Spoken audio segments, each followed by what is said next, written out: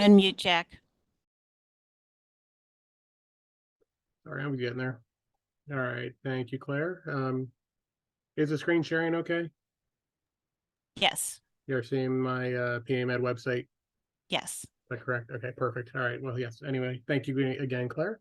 Yeah, so as Claire mentioned, the delegate certification portal is essentially the same as last year. Aside from a few cosmetic things, everything else is going to look exactly the same and work the same for you. You should have all received the link already. It's www.pamedpsych.org/delegate certification. It's also available on the HOD section of the county share, is where you can also find that link. So I'm going to click into it. When you go in, I apologize, I'm already logged in, but the first thing it's going to do is take you to the regular PA MedSoc login screen. When you log in, it will then bring you over to the second page. So as I said, I'm logged in. The very first page that you come to, again, just kind of a welcome page. Probably the most important piece of this, though, is right at the top. There's a link. Here are some helpful instructions. I'm going to go ahead and open that up. It's a document that was created by PAMed staff, a PDF document that gives you a very nice walkthrough with screenshots of all of the different things that you can do in the portal. So I'm not going to spend much time on it because I'm going to go through most of it, but pretty much everything I go over is going to be in here. So close that down.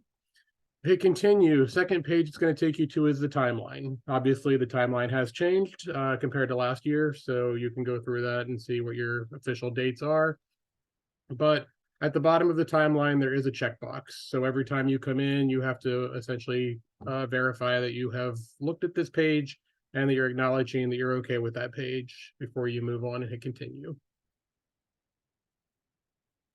Once you hit continue, you're going to actually go into the actual program where you're going to enter your delegates. So if you have one county or section that you are maintaining, this drop down here will automatically be set to the one you have. If you have more than one, you'll have a list in your drop down that you can choose from so that you can move back and forth, easily between them. As an admin here, obviously I have all of them, but I'm going to go in and I'm just going to pick Dauphin County as my test guinea pig for the day. So I'm in Dauphin. Once you select your county or section, over on the right-hand side, you're going to have all of the information about what your delegate allocation is based on last year's membership information. You'll have the total delegates, the number that are slotted delegates that have to be filled by residents and or students, number of alternates, same thing for the slotted. And if you are a county that is essentially, Claire, I'm drawing a blank on the word here, but I don't think all counties have secretaries, but a county that has a secretary, you're going to see that one secretary slot available over here. Again, that only applies for counties, and there is no alternate for the secretary position. So you'll just have the 0 there. Aside from that, there is an information button up at the top explaining what that is, and a link into the document that I showed you from page 1. So start off by adding a delegate. So it's as simple as clicking the add button. At this point, you're going to get a search screen, and the search will search for any part of the name. So you must either do a minimum of 2 characters to do the search, or if you know an account number, you can do a direct account number search. But I'm just going to start off with a TH, and I assume I'll find somebody in Dauphin County. So once I do the search, it gives me a list of all of the people who meet that criteria. So again, you can see in this case, it searched, the Thomas for the name. Here it's searching the TH in line, whatever, 6, it's searching the TH in Samantha, in the middle of the name. So again, it will search anywhere in it. If the delegate is available to be selected by your county or section, there will be a select button beside. If you happen to come across one like this where there's no select button and it's colored orangish color, I'll say, that means that delegate has already been chosen to represent somebody else.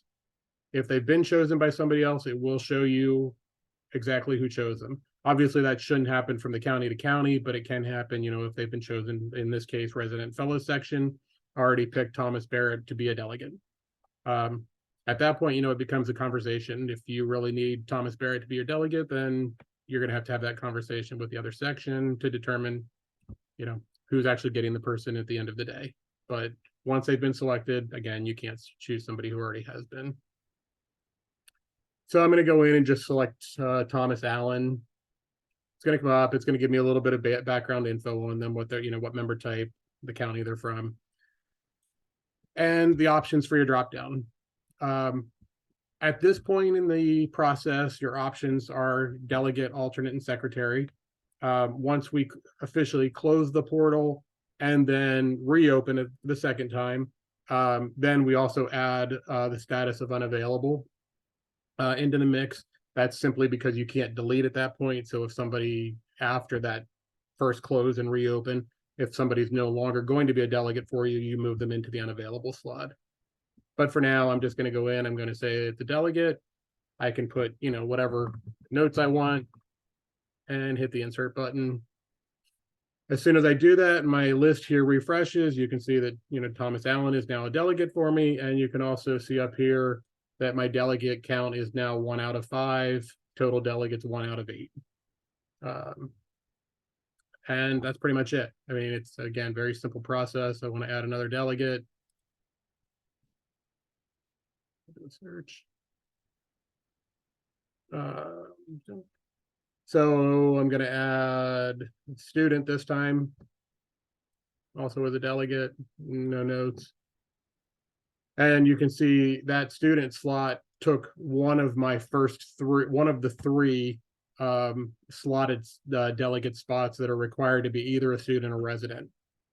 You can obviously have more than 3 students or residents, but you can't have more than 5 full active physicians.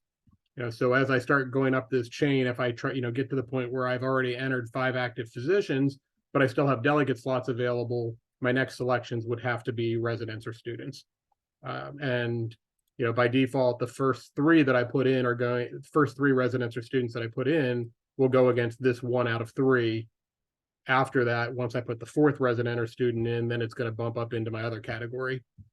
Hopefully that all made sense. But I think that's about it really as far as adding. Again, very easy process. If I want to, at this point in the process, while the portal is open, I do have the ability to delete somebody by clicking over on the trash can icon. So if I want to, remove this person, are you sure you want to delete them? Click OK. They're gone. I got my number back. It's now 0 out of 3. If I want to move somebody from a delegate to an alternate, the pencil icon is used to edit. So click the pencil, drop them to an alternate, hit update. And my alternate count is now my 1 out of 10. And if you notice, the unavailable was there on the edit screen whenever I went in. I could move them to unavailable now, it wouldn't matter. But there's really no reason to at this point. That, again, is, like I said, is more for after we've reopened the portal the second time. And at the end of the day, once I have my list together, if I want to do a printout of my list just to see what I have, just so I don't have to keep coming into the portal, we do have this button over here, export list to Excel, which I click on that. Sorry, it'll do a download.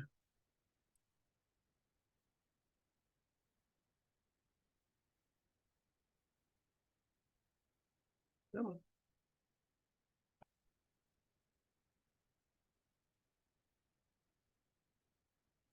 Sorry, it's opening my other screen. I'll get it here in a second.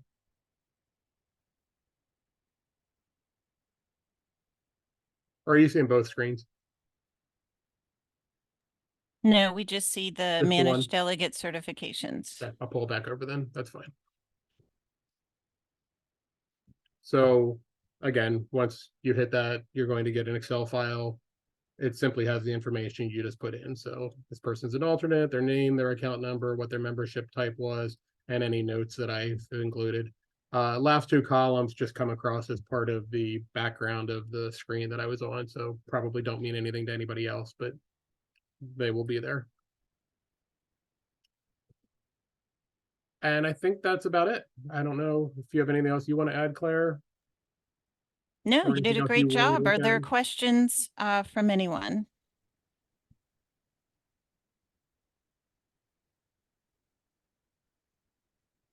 Okay. And I was gonna say, the only other thing too is I believe I was trying to look at the people who were on the call. I think everybody on the call has access to this already. If not, you can obviously contact through Claire, and we will get you access to the county that or section that you were supposed to have. Okay. Thank you very much. No problem. Thanks, Claire.